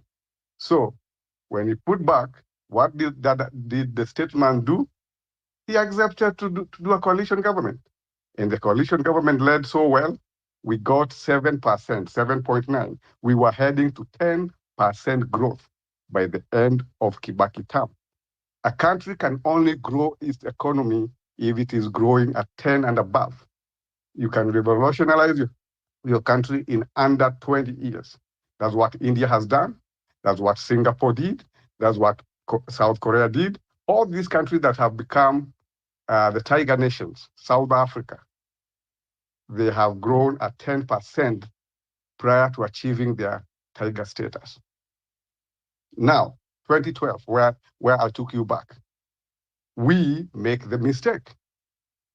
I say we, Kenyans, and especially the Murima people. They are convinced that Ruto is a good choice to deputize Uhuru, knowing very well Uhuru and his family are actually the source of the problem of Kenya, economically, land, everything. So personally, I had just come back from the United States. I was in Kenya in 2012, and I followed those elections. I told my family, guys, if you make this mistake, elect this duo, you're calling Uhuruto, You have sent us back 20 years because these guys will stick to power. Yangu kumi, ya Ruto kumi. That will happen, whether you like it or not. Once these people are in office, they will stop at nothing. They will kill. They will loot. They will do everything. Is that not what has happened? Today, when I go home, people call me a prophet. How did you see these things? But these things are open for anybody with even a grade 3 education. So let's not start saying, I wonder, that's my first point. Why are we so surprised that this is how Ruto is performing? This is scripted. This is a scripted thing from 2012 to ruin the Kenya economy and loot it. So what they disagreed on was who is looting more. Come 2022, way forward, we are back to almost 20 years. I thought probably we'll go back 10 years, but we went 20 years. And then Ruto, so we went back to 2202. Then Ruto comes in 2 years, he takes us back to 91. So if we let this thing continue, do you know where we will be by the end? If Ruto gets a second term, he's taking us back to 1963.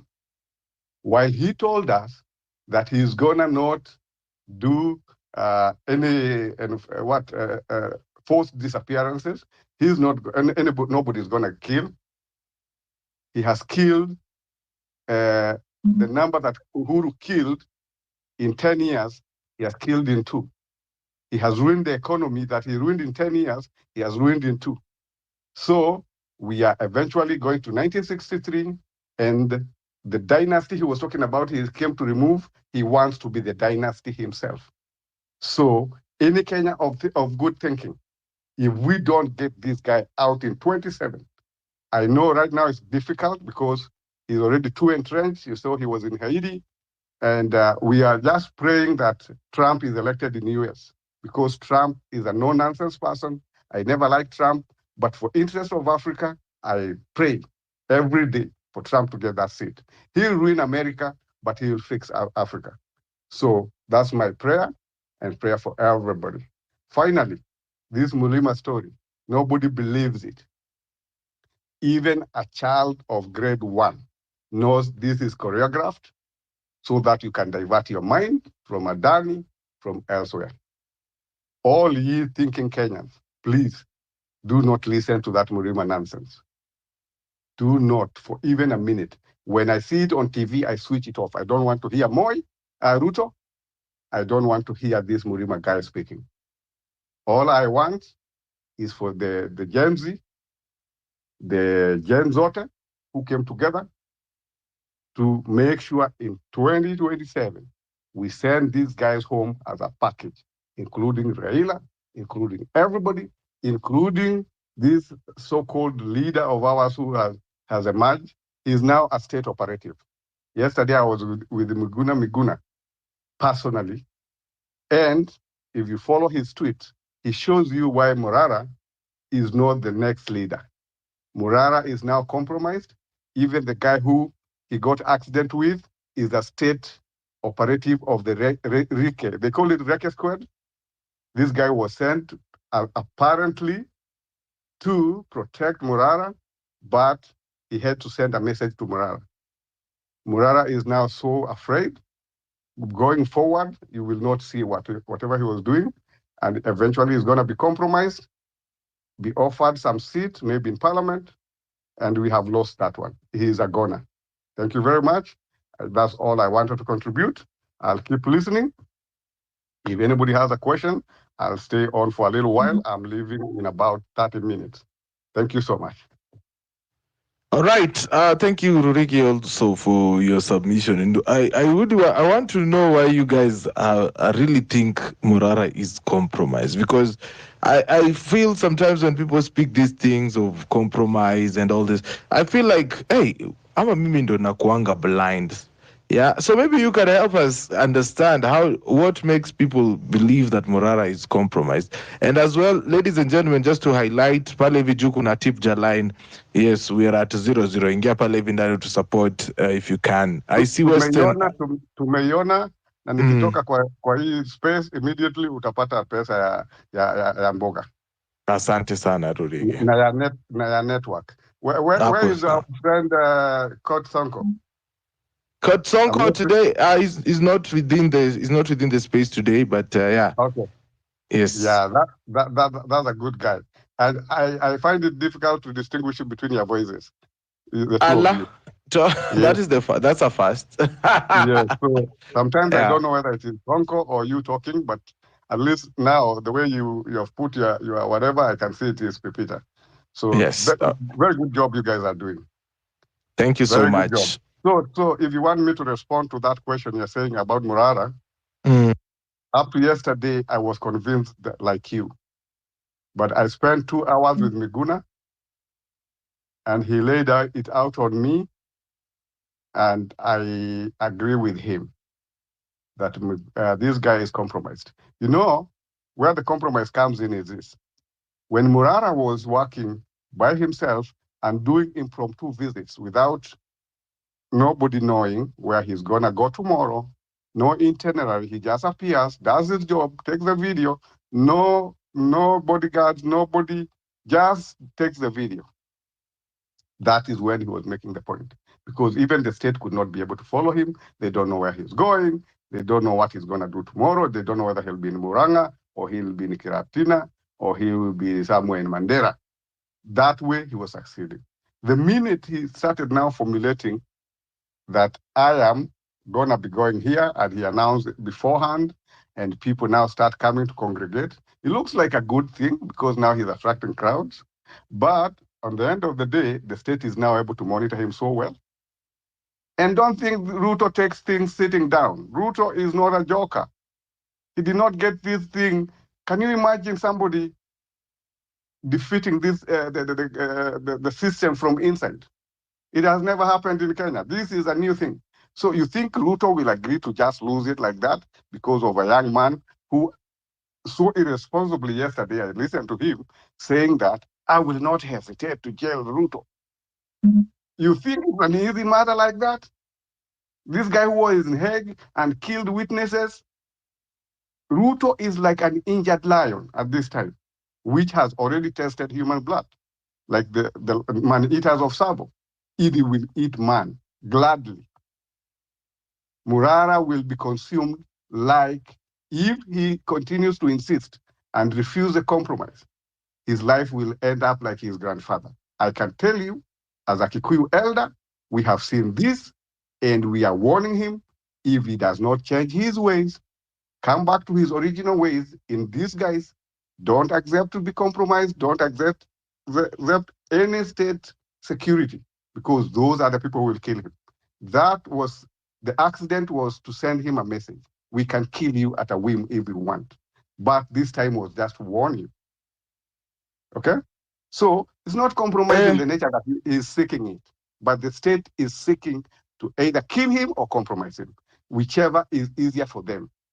As we go closer to 2027, these threats will become even higher. If he seems to be actually be able to mobilize the community the way he is doing, he will be eliminated. Take that to the bank. Okay? So right now, anybody who is of good thinking and good interest for Murara should advise him to go back to his original ways.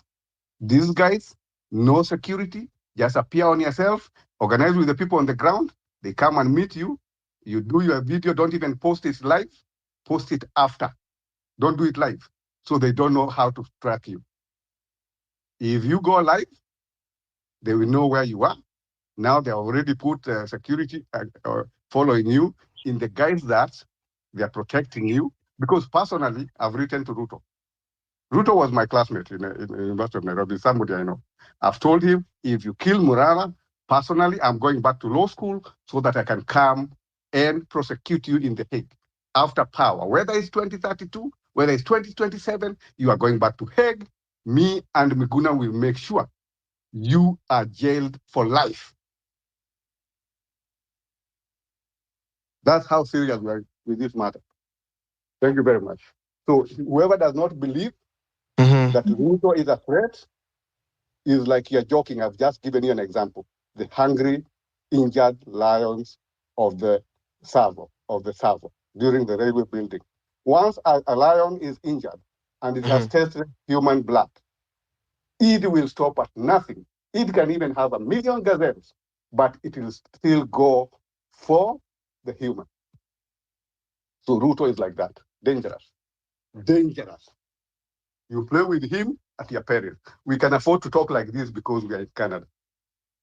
And I'm telling you, the minute it is known that I'm associating with Muguna, I may not even be able to come to Kenya. So let me stop at that point. Thank you very much.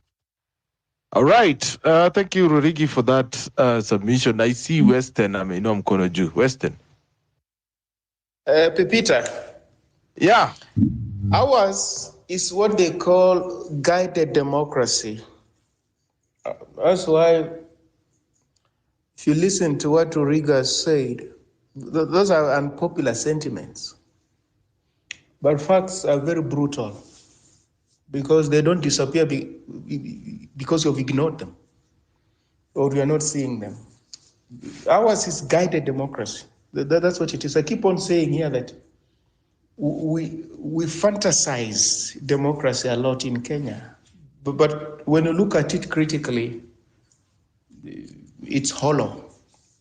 I do agree with the Rurigi that Ruto has got options when it comes to, if you say Morara will be the candidate of Gen Z, that gives him one hell lot of time to plan, to scheme, and what have you. Because they say one day in politics is a lot of time. Now here we're talking about years. Can you imagine if you've identified your adversary, and in advance you're telling the adversary that you'll attack them on a particular date, and you think you'll get your adversary seated pretty on their laurels waiting for you to come and take them out like a sitting duck? You kidding me?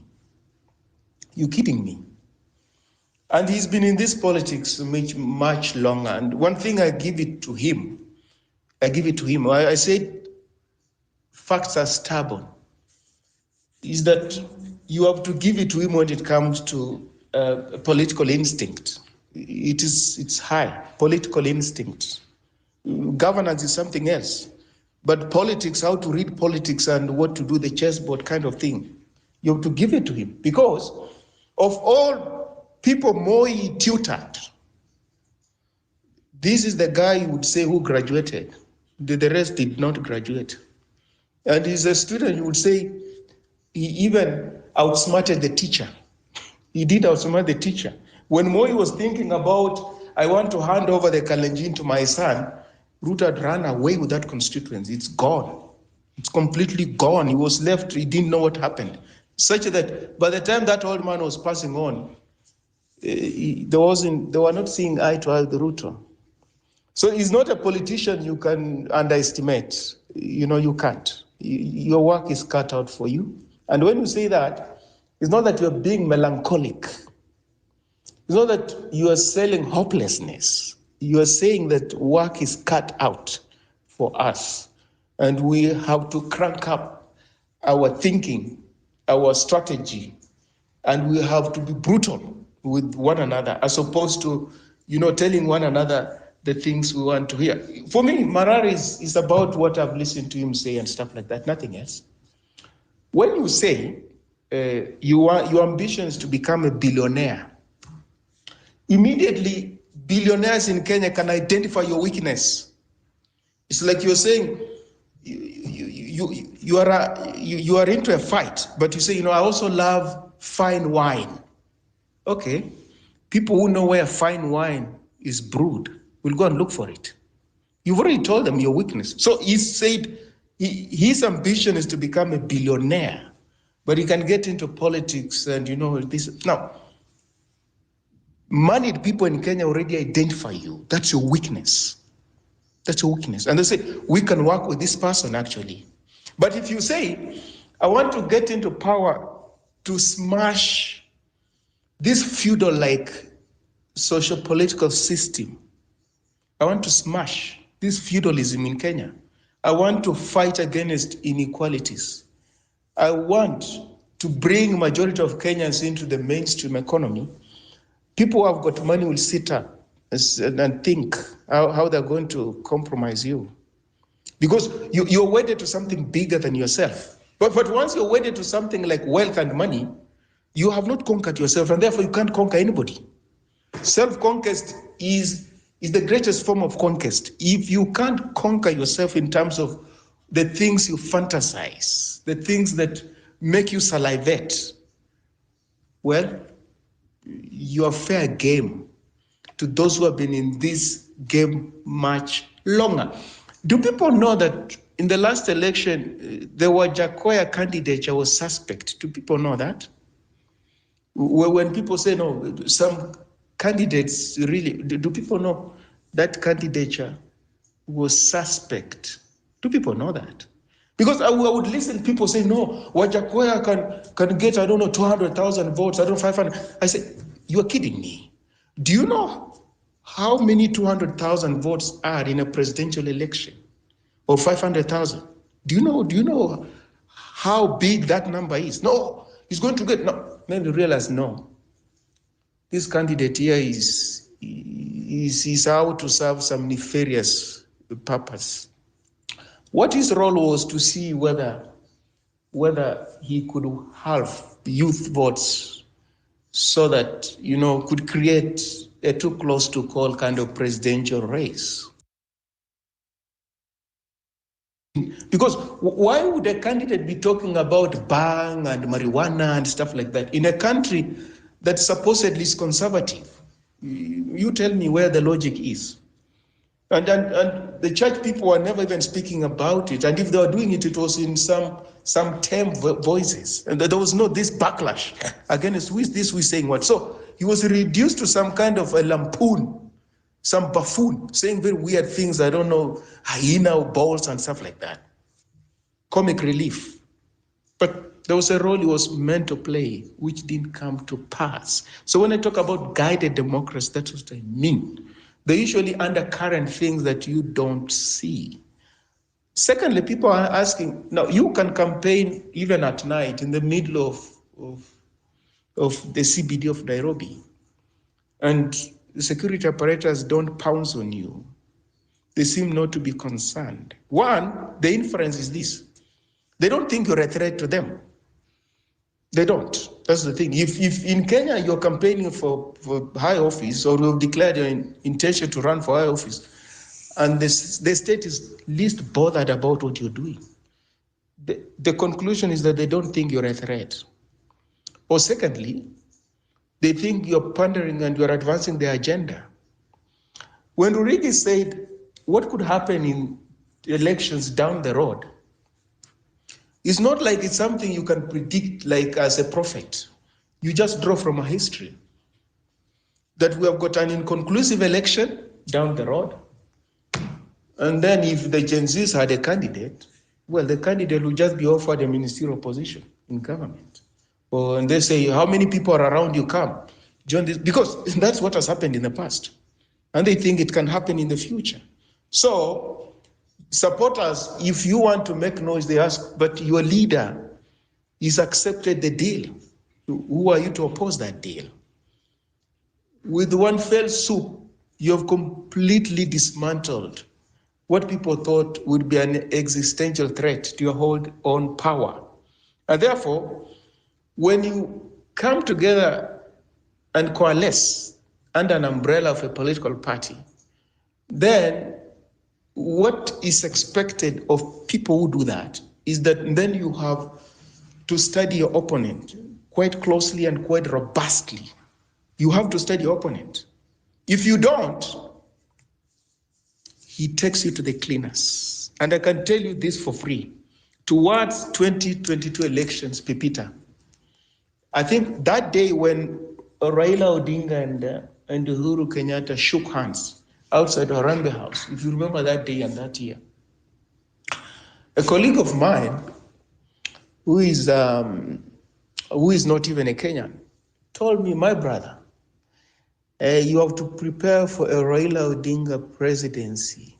And then I asked him, why do you say that? He told me, yeah, he he's gonna be endorsed by Uhuru Kenyatta, the sitting president. And the two of them, I don't think there's anybody in Kenya who can defeat them. And my response was terse and immediate. I told him, it's not going to happen. It will not happen. He didn't believe me. He was not the only one who didn't believe me. Even some of my close friends, and they didn't believe me. They said, no, you must be high on something. This can't happen. I said, he is not going to defeat this guy. Well, I said, okay, after elections, you can call me, and then we talk about it. After elections, yes, some of them, they called me, but what were you saying? How did you know this would not happen? I told them, you asked me how I knew. I could tell because this guy is really ruthless in the way he's organizing himself. These other guys are taking things for granted. You can tell, completely disorganized. I don't think they have what it takes to beat him. They say, no, the might of the state. I said, no, that might of the state is delusion. You're not going to beat him. And that doesn't mean I endorse him or I don't. That's what I'm seeing. It came to pass. 2016, that was the first time also. When everybody else was saying, Hillary is going to defeat Donald Trump. And I told people, no, Hillary is not going to beat Donald Trump. Donald Trump will beat Hillary Clinton. If Donald Trump defeated those presidential aspirants within the Republican Party, then there's nothing is going to stop him. He's going all the way to the Oval Office. Say, no, it can't be. No, don't. Say, okay. The US elections usually play themselves out in the media for all and sundry to see and follow. After the elections, call me and tell me what the results would have been like. Well, some of them did come back to me, some of them did not. So I'm telling you, I usually cut out the noise and what is it that people are saying. I just have to look at what's happening here. What is this candidate doing? What is that candidate doing? And what are the chances of this candidate? That is it. That's what I do. And that is outside of my preferences. It doesn't mean, even if I prefer you to win the presidency, and I'm convinced that you can't, I will say, no, you're not going to win this thing. If I believe you're not going to win this thing, or you don't stand a chance, but I see along the way your chances have improved, I'll say, no, this person at the beginning didn't stand a chance. But now he has got a realistic chance of winning this thing. But what do we do in Kenya, Pepita? What do we do if I've got a candidate, even if I see the weaknesses of that candidate, even if I see their campaign is not up to scratch, I still cling to that candidate.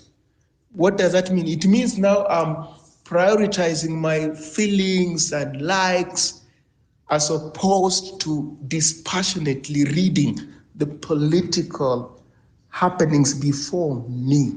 So I can see Raila Odinga's campaign is in a shambles. But because he's my candidate, I insist that he's going to win elections. That's not how it happens.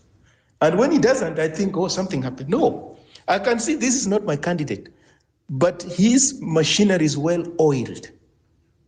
He's the candidate to beat. I will say, no, I lock it out. It's called cognitive dissonance, whereby you're not receptive to anything that goes counter to that which you passionately believe in. And that's what we do in Kenya. So it's not like you don't like Morara. If you say these things, it's not like you don't like him. It's not like Miguna doesn't like him. But what Miguna does, he dispassionately reads the things that are happening outside of his likes and dislikes. And when he comes up with those conclusions and observations, you could easily dismiss him as somebody who doesn't like a person, or somebody who is a rabble-rouser, or somebody who's throwing a spanner in the works. That's not what it is. So this is my reading of Morara. He comes across as naive, and our politics does not like that kind of character, to be naive. You have to be ahead of the game. If you don't, well, at the end of the day, they make means of you, and life continues. But the problem is that those who believe in you suffer a lot in terms of heartache. Heartache. They suffer. broken hearts and stuff like that. So that's where the only problem, I only worry, when we don't place these people under the microscope and observe and read them dispassionately, brutally, and honestly. We invest emotions in them. Well, in actual sense, down the road, there are pitfalls, and they're going to fall into those pitfalls. So my inference is twice. Either they believe Morara is not a threat to the hold on power, or they think they can cut deals with him down the road. It's as simple as that. I yield, Pipita. Hey, Western Shilaho gets us to the top of the hour again. Hey, MZ. Eti they believe so unaweza pata kwamba Umra ni the people, the reason why sijakujua ni kwa sababu sijafika level. Mama you. Social conversations, engaging topics on your phone anywhere. This is Home Run with PP. Lakini that's why mimi nawaambianga kila siku hapa na narudia kila siku kwamba sitaki pesa ya wanasiasa. Hata corporate wenyewe saa zingine when you get to get their money, they want to micromanage you. You get. If I was a radio presenter in a media house right now, I would probably be working under certain stringent looks. Watu wakinimark, unanielewa? Lakini because now I am able to just do my thing hapa hivi nje, it's easier for me to say some words. It's easier for me to let people speak to the space without fearing that kuna mtu atatufanyia kitu mbaya. This is Home Run with People, ladies and gentlemen. Of course, for me, I have dedicated my life to educating and, of course, creating a platform where people can just speak up their minds without fear of, being persecuted or being judged for whatever. Of course, hapa hivi kwenye Home Run with Pipi, our show is supported by you, the listener. If you like what we are doing, there is a tip jar line, 0721948229 is the number where you drop in your support. Of course, that helps us keep that independence of thought, and of course, inatusaidia pia kulipa rent. We moved our studio to a room. So yeah, we have to pay rent for it every month, and of course, mambo ya internet nini. Yeah, so whatever you put in that tip jar really helps in moving this studio to the next level. And of course, as you see, I have some short-term goals. Yeah, hizo nataka nikishaweka viti na hizo some back decor hapa hivi kwenye ukuta hapa.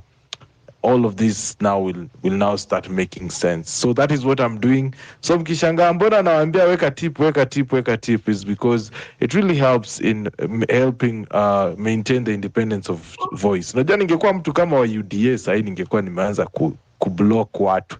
Ama ningekuwa mtu maybe wasaidia Raila. You see the way the bloggers lose instant what we call it, they lose credibility instantly, are guided by their political god. So that is what we are doing here kwa Home Run People. So thank you so much kwa wale ambao kwa hivi ndani wakitusikiza, wale wana share the space, wale wanaongea kwenye space, and of course